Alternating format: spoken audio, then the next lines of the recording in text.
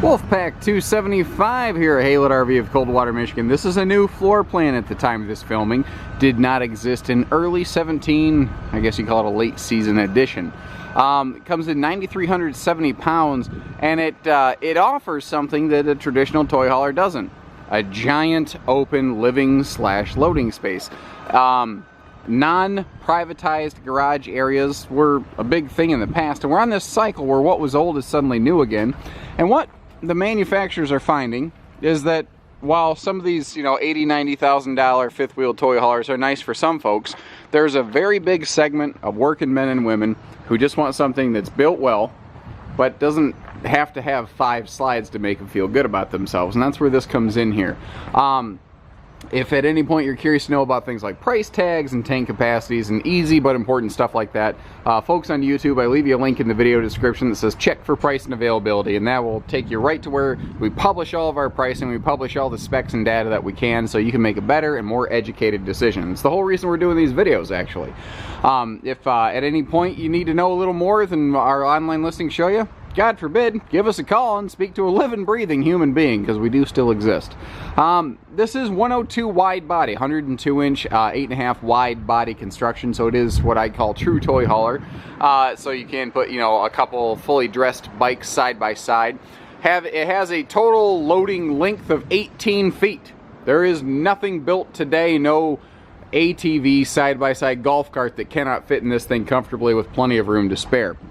The one that we have in stock is probably different from here in the video somehow. For instance, we put a whole suit of gel coat fiberglass skin on this thing.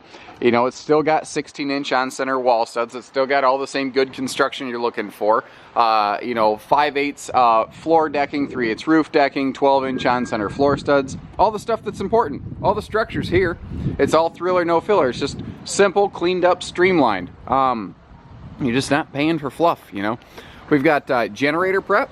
Not everyone's going to want a generator, but to try to prep something for a generator aftermarket, it takes, it takes like a leprechaun's level magic. Basically, it's just not easy. It's expensive and it's time consuming, and we can do it for next to nothing at the factory level.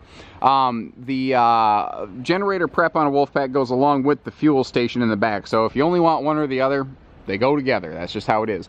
We have upgraded this thing to have tank holding pads on it, heater pads. So we've enclosed the underbelly. We've added the tank heater pads of this one to give you that seasonal protection at again, a more what I call working man and woman's budget level. It's something that you're going to spend your money on the toys. You don't necessarily want to go broke on the hauler. That's what this does. But we still have important stuff.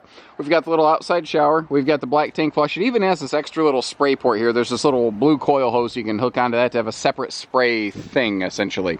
The back here, patio party deck is something that we added onto this to give you that fun, good life camping experience when it's the sun's going down and you've had a bunch of fun all day and you just want to sit there and grab an iced tea, either traditional or Long Island variety, or maybe a cold Coors Light or whatever your drink of choice is. It could be water with a lemon wedge, I don't care.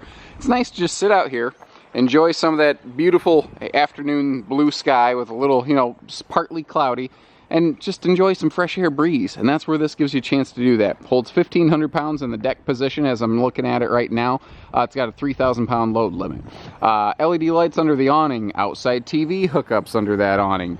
Awning's easily pitch adjustable, so all the normal things. And this is a lot of the reason you're seeing some real similarities between a lot of other things out there, is this is quite literally just a Cherokee fifth wheel as a toy hauler. This is a member of the Cherokee family of RVs. Whatever you see happen in the Cherokee family happens over here. Dovetailed for easy loading. We did not go with the industrial rubberized garage floor on this one, because this is not just a garage space, it's also a living space. We didn't want you to feel like you're living in a garage. We didn't want you to feel like you're sleeping in a garage. We wanted you, because most of the time you're going to get there, you're going to get unloaded, then you're going to get it set up like this. Now you can leave that bed in the up position. I simply have it all in one shot so you get to see everything. But there's different furniture configurations here. The Happy Jack lift you see, obviously that can ride in the up position. Now these benches can actually ride in the vertical position against the side of the trailer to give you either maximum load height or width. Either one you can get maximum in this coach. They've got, I don't know, close to a dozen D-rings in this floor. You can tie stuff down anywhere, everywhere, all over the place. It might be more than a dozen. I'm just kind of eyeballing under some of the furniture here. Now, your Happy Jack benches have these little fold-down theater-style armrests in them. That's becoming pretty common. I'm not going to harp too much on that. They can fold over into like a giant lower mega bunk, which is about the same size as this upper bed right here. So you can use this like an alternative family bunkhouse, which is actually really cool. The people still toy hauler. There's a connotation like it's this dirty, gritty thing that dirty people use to do dirty things, and it's, you know, no, it's they have evolved really in the last 2 or 3 years into just their own unique category. They're a very different thing. You know, sitting here looking at it like this, it just looks like a camper. And that's what's nice, is this just has a normal camper living space. This little bench that we're looking at right now can actually jackknife and fold up against the wall, kind of like how these can ride vertically against the wall. This being wide body, it doesn't really take up any of your loading space, so that's not an issue. We did add these twin Euro chairs. Now, you see that they're reclinable, and they can actually, well, they have a foot extension, but they do also recline. You can get both. They're very lightweight. They swivel, they rock a little bit. They're super comfortable. People look at it and go, I don't know, there's not much to it. Seeing is believing. Sit down in it. Check it out. They're nice. I like them a lot. Those are not standard in here. So again, remember, the one that we have in stock may or may not have those. I don't know. But what's nice is with no slide outs, you've got nothing to do with the walls except add some huge windows. It sounds a little bit like Jerry Seinfeld there. Huge windows. What's the deal? The windows on this side here under your awning also have the nice like plantation style wood blind there. Very robust and easy to clean if you accidentally catch it with something. It's hard to break those. Not impossible, it's tough. Next to any of your sleeping areas, you'll find USB outlets and residential outlets. So you'll actually find that on both sides of the bed up front, which is nice. They did a great job with cabinetry in here, and again, it sounds strange, but no slide out actually allows for extra cabinet space because you don't have to break the wall profile up to hang cabinets. And this is some excellent storage right here. There's actually more storage overhead in this kitchen than most kitchens combined, period.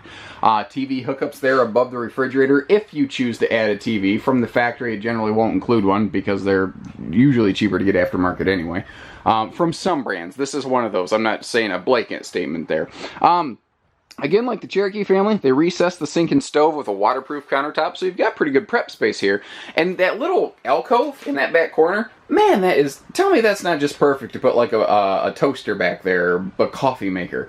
And even, you know, not an accident, they put an appliance outlet back there. Very cool. Convection microwave oven. I wish more RVs would go to this kitchen scenario. Very, very, very few people actually use an oven.